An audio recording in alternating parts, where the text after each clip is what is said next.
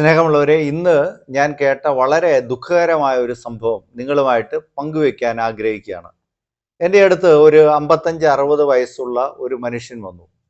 അദ്ദേഹത്തിൻ്റെ സഹോദരൻ്റെ മകളെ പ്ലേസ്മെൻറ്റ് ഡ്രൈവിൽ പങ്കെടുപ്പിക്കാൻ വേണ്ടി അദ്ദേഹം കൊണ്ടുപോയി. ചെന്നൈയിലാണ് ഈ പ്ലേസ്മെൻറ്റ് ഡ്രൈവ് നടക്കുന്നത്. അതിന് മുന്നോടിയായിട്ട് അവർ വേളാങ്കണ്ണി പള്ളിയിൽ പോയി പ്രാർത്ഥിച്ചു. ഇവരോടൊപ്പം മറ്റ് 3 കുട്ടികളും കൂടെയുണ്ട്. ഒരേ കോളേജിൽ നിന്നുള്ളവരാണ് 4 പേരും. അവരും മറ്റൊരു സമുദായത്തിൽപ്പെട്ടവരാണ്, ഹൈന്ദവ സമുദായത്തിൽപ്പെട്ടവരാണ്. അവരും പോയി വേളാങ്കണ്ണി പള്ളിയിൽ പ്രാർത്ഥിച്ചു. അതിനുശേഷം ഈ പ്ലേസ്മെൻറ്റിൽ അറ്റൻഡ് ചെയ്യുന്നു. ഈ പറയുന്ന കുട്ടി, അവളൊരു ക്രിസ്ത്യൻ പെൺകുട്ടിയാണ്. അവൾ CBSEയിലൊക്കെയാണ് അവൾ പഠിച്ചത്. നല്ല ഇംഗ്ലീഷ് പരിജ്ഞാനമുണ്ട്, നല്ല മാർക്കുണ്ട്. അങ്ങനെയുള്ള ഒരു കുട്ടിയാണ്. ഏതായാലും ഈ പ്ലേസ്മെൻറ്റ് ഡ്രൈവിൽ ഇവർ പങ്കെടുത്തതിന് ശേഷം സംഭവിച്ചത്, ഈ 3 ഹൈന്ദവരായ പെൺകുട്ടികൾക്ക് ജോലി കിട്ടി. ഇവൾക്ക് കിട്ടിയില്ല. ഇനി നമ്മളെ ഞെട്ടിപ്പിക്കുന്ന ദുഃഖകരമായ സംഭവം ഇദ്ദേഹം പറഞ്ഞത്, അവർ ഈ പെൺകുട്ടിയോട് പറഞ്ഞത്രേ, നല്ല പ്രകടനമൊക്കെയാണ്, പക്ഷേ നീ ക്രിസ്ത്യൻ ആയതുകൊണ്ട് ഞങ്ങൾക്ക് എടുക്കാൻ ബുദ്ധിമുട്ടാണ്. അപ്പോൾ എന്തിനാണ് അതിലേക്ക് വിളിച്ചത് എന്ന് നോക്കുമ്പോൾ, ഇവളുടെ പേര് അതുല്യ എന്ന രീതിയിലുള്ള ഒരു പേരാണ്. അപ്പോൾ ഹിന്ദു ആണ് എന്ന് കരുതി ആണത്രേ അവർ വിളിച്ചത്. പക്ഷേ പിന്നീടാണ് അതുല്യ ജോർജ് ആ തരത്തിൽ അറിയുന്നത്. ഈ പേര് നമ്മളൊരു ഒറിജിനൽ പേര് ഇതല്ല, ഈ തരത്തിലുള്ള ഒരു പേരാണ്. അതീവ ദുഃഖം അവർക്കുണ്ടായി. വളരെ സങ്കടപ്പെട്ട് അവരെ കൂട്ടത്തിൽ പോയ ഈ ഹൈന്ദവരായ പെൺകുട്ടികൾക്കും വലിയധികം ദുഃഖമുണ്ടായി.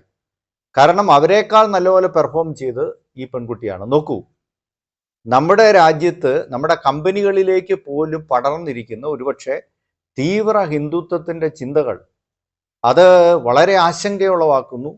അപകടകരമായ ഒരു രീതിയിലേക്ക് പോകുന്നു എന്നുള്ളത് നിസ്സാരമായ ഒരു കാര്യമല്ല. ഇങ്ങനെയൊരു മാനദണ്ഡം പ്രിയപ്പെട്ടവരെ ഓർത്തു നോക്കൂ.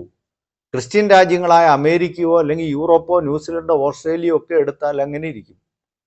അപ്പോൾ ഇത് എനിക്കൊരു വിശ്വാസം വന്നതും ഇതിനു മുമ്പ് കുറേ നാളുകൾക്ക് മുമ്പാണ്. ഒരു 10-15 വർഷങ്ങൾക്ക് മുമ്പ് MBA പഠിച്ചുകൊണ്ടിരിക്കുമ്പോൾ എൻ്റെ കൂടെ ഒരു മുസ്ലിം സമുദായത്തിൽപ്പെട്ട ഒരു പയ്യനുണ്ടായിരുന്നു. അവൻ പിന്നീട് വിദ്യാഭ്യാസ മന്ത്രിയായ ഒരാളുടെ മകനാണ്.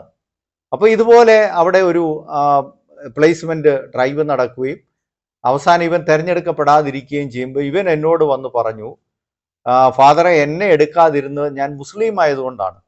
പക്ഷെ അന്ന് ഞാൻ വിശ്വസിച്ചില്ല. അവനെ എടുക്കാതിരുന്നതിന് അവനൊരു മുട്ടായുക്തി പറഞ്ഞതാണ് എന്ന് മാത്രമാണ് ഞാൻ വിശ്വസിച്ചിരുന്നത്. അത് അങ്ങനെ തന്നെ ആ അനുഭവം എൻ്റെ മനസ്സിൽ കിടക്കുന്നു. അപ്പോൾ ഇത് പറഞ്ഞു കഴിഞ്ഞപ്പോഴാണ് എനിക്ക് ഇതിൽ പല കാര്യങ്ങളുണ്ടാകുമല്ലോ എന്നുള്ളൊരു ചിന്ത വന്നത്. പ്രിയപ്പെട്ടവരെ, ഓർത്തു നോക്കൂ, ക്രൈസ്തവ കുട്ടികൾ എന്തു ചെയ്യും? കാരണം മറ്റ് സമുദായങ്ങൾക്കൊക്കെ സംവരണമുണ്ട്, മതത്തിന് സംവരണമുണ്ട്. കേരളത്തിൽ പ്രത്യേകിച്ച് സമുദായ സംവരണമുണ്ട്. 12-14 ഒക്കെ ശതമാനം വെച്ച്. ക്രിസ്ത്യൻസിന് എന്താണ് സംവരണമുള്ളത്? അപ്പോൾ സർക്കാർ ജോലികളിൽ പോലും പ്രവേശിക്കാൻ അവർക്ക് ബുദ്ധിമുട്ടുണ്ടാകുന്നു. അവർ ജനറൽ മെറിറ്റിലേക്ക് മത്സരിക്കുമ്പോൾ അവിടെയും വീണ്ടും ഈ സംവരണ സമുദായത്തിലുള്ളവർക്കും ജനറലിലേക്ക് മത്സരിക്കാവുന്ന അവസ്ഥ വരുന്നു. അപ്പോൾ ആ തരത്തിൽ സർക്കാർ ജോലികളിൽ പോലും കയറിപ്പറ്റാൻ പറ്റാതെ വരുന്നു. അത് കഴിഞ്ഞ് മറ്റ് പ്രൈവറ്റ് സ്ഥാപനങ്ങൾ വരുമ്പോൾ ആ പ്രൈവറ്റ് സ്ഥാപനങ്ങളിൽ ഇങ്ങനെയൊരു മാനദണ്ഡങ്ങളൊക്കെ എടുത്താൽ എന്താണ് നമ്മുടെ ക്രൈസ്തവ യുവജനങ്ങൾക്ക് പിന്നെ ഒരു ആശ്രയം എന്ന് പറയുന്നത്? അപ്പോൾ ഇത് വലിയ ആശങ്കയുണ്ടാക്കുന്ന ഒരു കാര്യമാണ് എന്ന കാര്യത്തിൽ യാതൊരു സംശയവുമില്ല. തീവ്ര ചിന്താഗതികൾ അത് എല്ലാവരിലേക്കും പടർന്നാൽ, പ്രത്യേകിച്ച് ഈ പറയുന്ന ഈ സെൽഫ് ഫൈനാൻസിങ് അല്ല, ഈ പ്രൈവറ്റ് കമ്പനികളിലേക്കൊക്കെ തീവ്ര ചിന്താഗതികൾ പടർന്നാൽ, ഹൈന്ദവ ചിന്താഗതികളൊക്കെ പടർന്നാൽ അത് എന്തുമാത്രം ആശങ്കാജനമാണ്, അപകടകരമാണ് എന്ന് നമ്മൾ തിരിച്ചറിയേണ്ടതുണ്ട്. യഥാർത്ഥത്തിൽ ക്രൈസ്തവരായിട്ടുള്ള കുട്ടികളാണ് കൂടുതൽ ലിബറലായിട്ട് പെരുമാറുന്നത്. അവർ കൂടുതൽ ഫോർവേഡാണ്. അവർ കൂടുതൽ ഒരുപക്ഷെ വിദ്യാഭ്യാസപരമായിട്ടൊക്കെ കൂടുതൽ ആ തരത്തിൽ കോമ്പിറ്റൻസ് ഉള്ളവരൊക്കെയാണ്. പക്ഷേ അതിൽ ഇങ്ങനെ തഴയപ്പെടുന്നത്, ഈ അനുഭവം സത്യസന്ധമാണെങ്കിൽ അത് ആശങ്കപ്പെടുത്തുന്നതാണ് എന്ന് നമുക്ക് പറയാതെ വയ്യ. Subscribe now and press the bell icon. Never miss an update.